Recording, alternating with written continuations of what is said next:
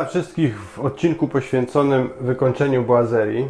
Dzisiaj zajmę się wykończeniem boazerii. Ta boazeria nie jest zbyt piękna.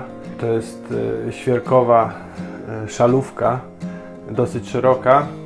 Jakość tego nie jest zbyt imponująca. Właśnie dlatego chcę wykończyć to w sposób oryginalny, żeby po prostu wzrok nie przyciągała ta boazeria, tylko coś innego. I właśnie w tym celu użyję liny jutowej.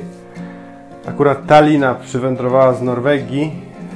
Jest ona jako wykończenie w całym domu. To jest ostatnie pomieszczenie, gdzie tej liny brakuje. Robię to z tego względu, że jest to sposób oryginalny.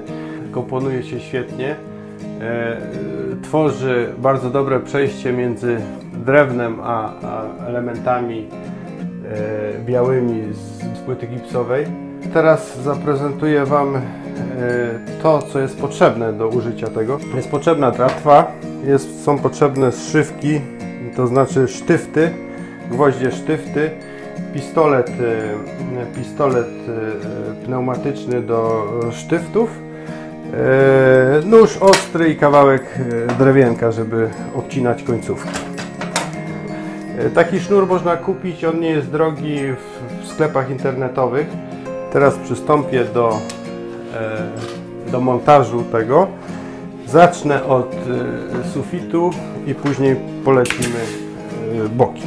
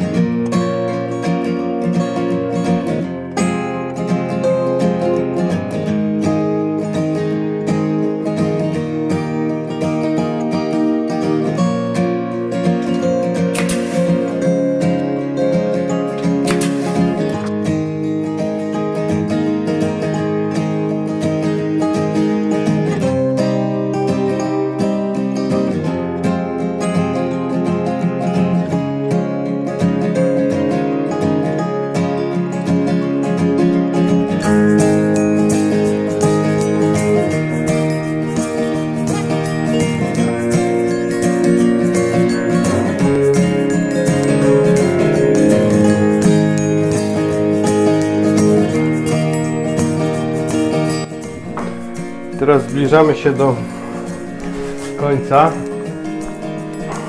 przy suficie, dlatego to, co ja robię, to odznaczam mniej więcej, dokąd dojdzie nam lina. To nie musi być dokładnie, bo ona jest w miarę elastyczna. Nacinam lekko tylko. I teraz bardzo ważna sprawa, związać to z obydwu stron, z jednej i z drugiej strony tego cięcia, które zrobimy.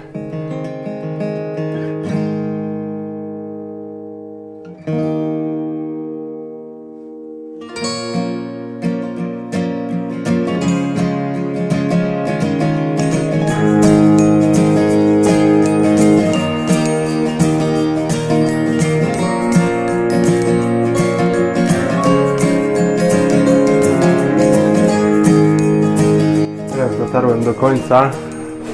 Dookoła teraz polecimy pionowe listwy ze sznura.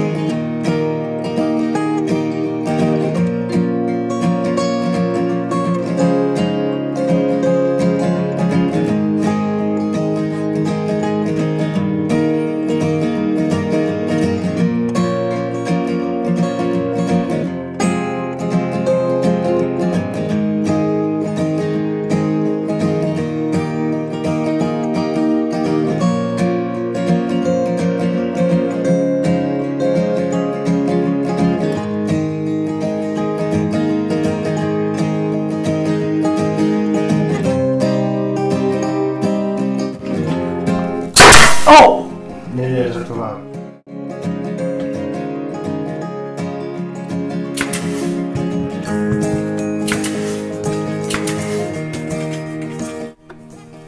Także widzieliście, poszło to całkiem sprawnie. Nie trwało to więcej jak pół godziny. Przedpokój jest wykończony. Liną z duszą. Na pewno to, kiedy robiliście kiedykolwiek montowaliście listwy, wiecie ile to pracy. Raz, że praca, dwa, że koszt niesamowity. Także ja uważam, że to jest po prostu rozwiązanie genialne. Zachęcam do robienia czegoś takiego, do stosowania rzeczy innych niż wszędzie.